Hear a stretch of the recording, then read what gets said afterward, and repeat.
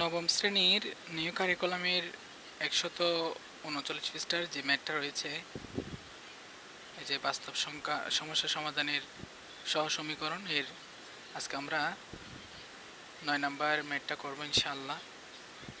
তো এখানে বলা হচ্ছে,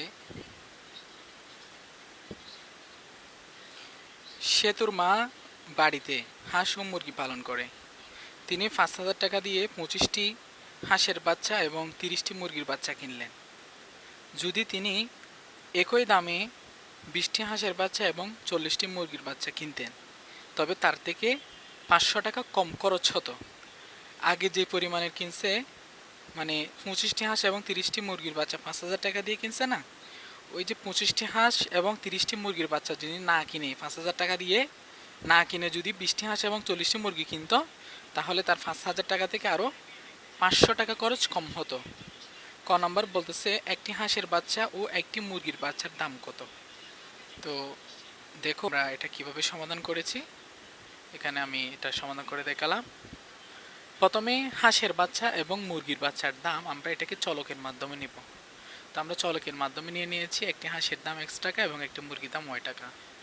তো প্রথম প্রশ্ন মতে যেটা বলেছিল আমাদেরকে, কি বলেছিল, সেতুর মা তার বাড়িতে হাঁস মুরগি ছাড়া তিনি ৫,০০০ টাকা দিয়ে ২৫টি হাঁস ৩০টি মুরগি কিনছে। ২৫টি হাঁস এবং ৩০টি মুরগি। সো এটাকে আমরা কীভাবে লিখলাম দেখো। ২৫টি হাঁসকে আমরা ২৫X দিয়ে লিখলাম এবং ৩০টি মুরগিকে আমরা ৩০Y দিয়ে লিখলাম এখানে। তো এটার দাম কত? ৫,০০০ টাকা লিখলাম। লেখার পর আমরা যে ২৫X প্লাস ৩০Y, এটা হচ্ছে প্রথম প্রশ্ন মতে, এইদিকে ৫,০০০, আমরা উভয়কে ৫ দ্বারা কী করব? ভাগ করব।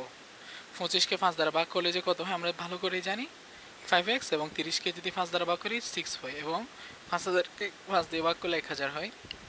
তো আমি এখানে অঙ্কটা অনেক বড়, তাই আমি এখানে সংক্ষেপে আমরা শর্টকাটে লিখেছি। সুতরাং 5X প্লাস 6Y সমান ১,০০০, এটা ১ নম্বর সমীকরণ হয়ে গিয়েছে। এখন দেখেন দ্বিতীয় শর্ত মতে, দ্বিতীয় নম্বর শর্তটা কী ছিল? এখানে বলা ছিল, যদি তিনি একই দরে ২০টি হাঁসের বাচ্চা এবং ৪০টি মুরগির বাচ্চা কিনতেন, তাহলে ৫০০ টাকা খরচ কম হতো। তার মানে ৫,০০০ টাকা থেকে ৫০০ টাকা কম হতো। তো এটাকে যদি আমরা সমীকরণের মাধ্যমে প্রকাশ করি তাহলে কীভাবে হবে দেখেন। তো দ্বিতীয় প্রশ্ন মতে দিয়ে লিখলাম, তাহলে তিনি ২০টি হাঁস এবং ৪০টি মুরগি যদি কিনতেন, ৫০০ টাকা খরচ কম হতো। তো আমি ২০X দিছি, ৪০টি মুরগির দাম ৪০Y দিছি, এবং এখানে যে ৫০০ টাকা খরচ কম হতো ৫,০০০ টাকা থেকে, তাই আমি ৫,০০০ মাইনাস ৫০০ দিলাম, অর্থাৎ ৪,৫০০ এক লাইনে লিখে দিয়েছি। এখন উভয়কে আমরা আবার ২০ দ্বারা ভাগ করব। কেন ২০ দ্বারা ভাগ করব? যাতে আমরা বিয়োগ করার সময় কাটাকাটি করতে পারি। আচ্ছা, তো এখন আমি যদি ২০Xকে ২০ দিয়ে ভাগ করি তাহলে তাকে X, ৪০Yকে ২০ দিয়ে ভাগ করলে তাকে হচ্ছে 2, এবং ৫,০০০ মাইনাস ৫০০, ৪,৫০০ হচ্ছে না, ওটাকে ২০ দিয়ে ভাগ করলে কত থাকে? ২২৫। সুতরাং এটাকে আমরা আরেকটি সমীকরণে গঠন করলাম, X প্লাস 2Y সমান ২২৫। এটা ২ নম্বর সমীকরণ হিসেবে আমরা সাব্যস্ত করলাম। এখন কি করতে হবে? সমীকরণ 2কে আমরা ৫ দিয়ে গুণ করব, কারণ এটা এভাবে হলে খাটাখাটি যাচ্ছে না। সো আমরা ভিন্নভাবে ভাবলাম যে সমীকরণ 2 যেটা আমরা বের করছি এখন, X প্লাস 2Y সমান ২২৫, এটাকে আমরা কী করলাম? এটাকে আমরা ৫ দ্বারা ভাগ করলাম, ৫ দ্বারা গুণ করলাম। তো Xকে ৫ দ্বারা গুণ 5X প্লাস 2Y-কে ৫ দ্বারা গুণ 10Y, এবং ২২৫কে ৫ দ্বারা গুণ করলে ১১২৫ হইল।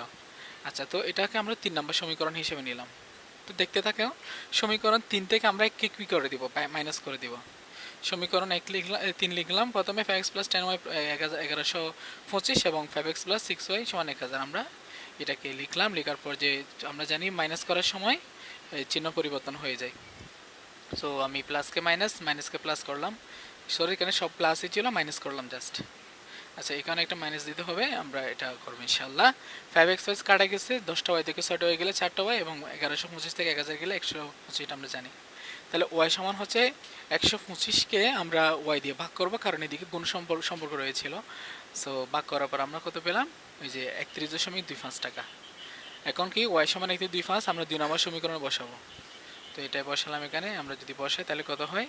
আমি ২ নম্বর সমীকরণে X বসালাম, প্লাস 2Y ছিল, আমি Y এর জায়গায় জাস্ট মানটা বসালাম ২২৫। X প্লাস 2 দিয়ে ৩১.25কে গুণ করলে ৬২.৫০ হয়, সমান ২২৫। ১ সমান প্লাস ৬২.৫০, এদিকে মাইনাস হয়ে গেল। সুতরাং X তথা হাঁসের মূল্য কত? ১৬২.25 টাকা পেয়ে গেলাম।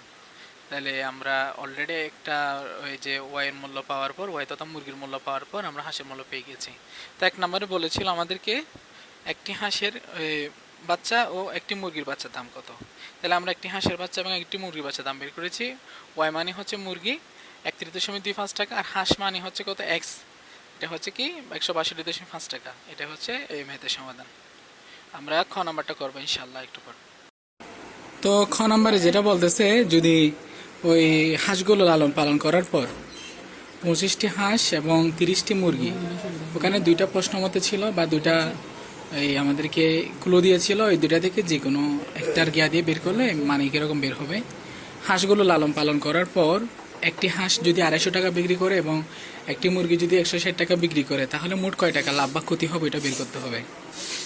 তো দেখেন, আমি প্রথম প্রশ্ন মতে যেটা ছিল আমি ওইটা দিয়ে কাজ করব। 25টি হাঁস এবং 30টি মুরগির মূল্য ধরে আমরা কয় টাকা লাভ ক্ষতিটা বের করব। তো লালন পালনের পর একটি হাঁসের মূল্য 250 টাকা, তো 25টি হাঁসের মূল্যকে আমরা বের করব 250 গুণ 25, 6250 টাকা। এবং একটি মুরগির মূল্য 160 টাকা হলে 30টি মূল্য বের করছি 4800 টাকা। এখন ওই 25টি হাঁস এবং 30টি মুরগির মোট বিক্রয় মূল্যটা বের করলাম, এখানে 6250 প্লাস 4800 টাকা 11050 টাকা হয়েছে। এখন কয় টাকা লাভ হয়েছে বের বলছে না, তো আমরা লাভ হবে বের করবো কি, ক্রয় মূল্য ছিল 5000 টাকা, তো আমরা 11500 থেকে 5000 বিক্রি করে দিলেই 6050 টাকা পাবো।